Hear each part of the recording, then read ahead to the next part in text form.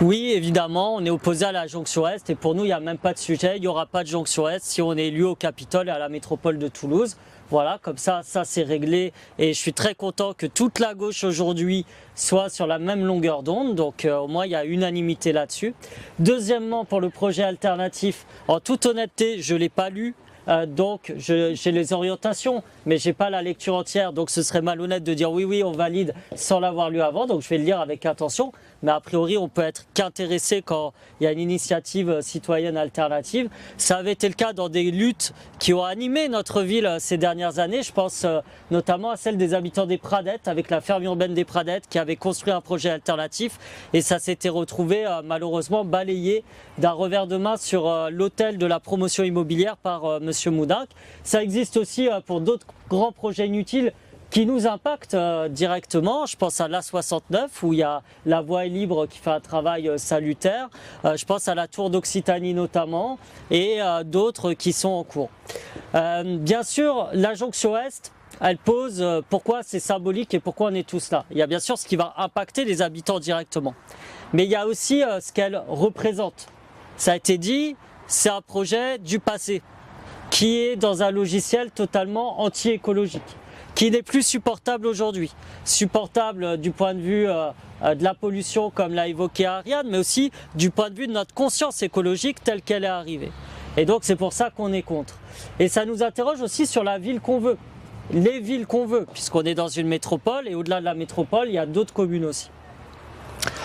Moi je pense qu'il y a un grand projet pour la ville de Toulouse, en vérité. C'est d'être un jour la ville du vivant. La ville du vivant dans tout ce que ça revêt.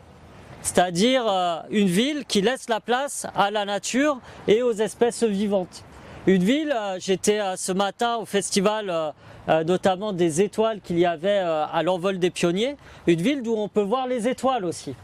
Puisqu'on est absorbé par la pollution lumineuse, où on n'a même plus accès au bien commun qu'est le ciel étoilé aujourd'hui. Et donc ça nous demande de repenser nos usages et nos pratiques. Alors évidemment, les concertations de quartier, les conventions citoyennes qu'on veut mettre en place quartier par quartier sont à des leviers qu'on peut faire, mais il faut avoir aussi une vision de la ville derrière. Une vision, ça veut dire de la planification urbaine qui soit à l'aune de la planification écologique. Et ça doit être un regard global qu'on a sur la ville, sur les quartiers et sur la métropole. Et il y a les grands projets, j'ai envie de dire, pratico-pratiques pour y arriver. Il y en a un qui nous met normalement tous d'accord ici. Ça n'a pas été évoqué encore, mais je sais que c'est dans les têtes de tout le monde, c'est le RER toulousain. Bon, le temps qu'on le remette sur les rails, on va dire, on le met sur les rails chaque année, et c'est d'autant plus intéressant qu'il est plébiscité de manière transpartisane, y compris par des élus de droite. Mais moi je le dis, le RER toulousain, personne ne doit le conditionner à l'arrivée d'une hypothétique LGV qu'a promis Philippe Douste-Blazy en 2004. C'est pas possible de conditionner l'avancée d'un RER à des grands projets qui ne sont pas nécessaires de mon point de vue et prioritaires pour les Toulousaines et les Toulousains.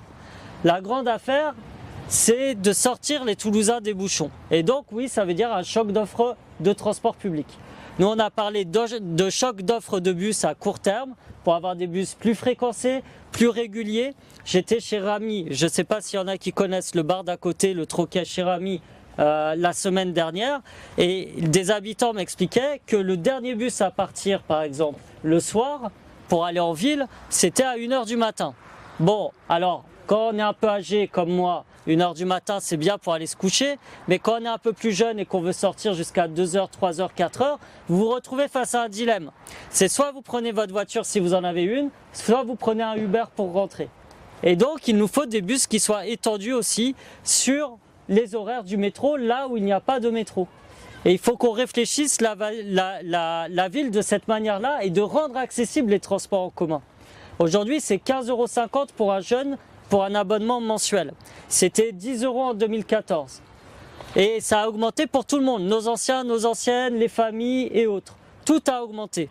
Donc forcément, prendre les transports en commun, il y a un différentiel de coûts, d'usage, de pratiques qui n'est pas à leur avantage aujourd'hui. C'est pour ça qu'on veut revenir à une tarification sociale et notamment la gratuité pour les moins de 26 ans d'ici 2030 pour les transports en commun et inciter comme ça à défavoriser la voiture aussi par rapport au transport. Voilà, je sais qu'on a tous beaucoup parlé, c'est normal, on est des bavards, hein, on a fait de la politique, en plus il y a une campagne électorale, etc. Mais vous dire voilà, tout mon soutien, vous remercier aussi pour la lutte que vous avez, pour certains, depuis de longues années.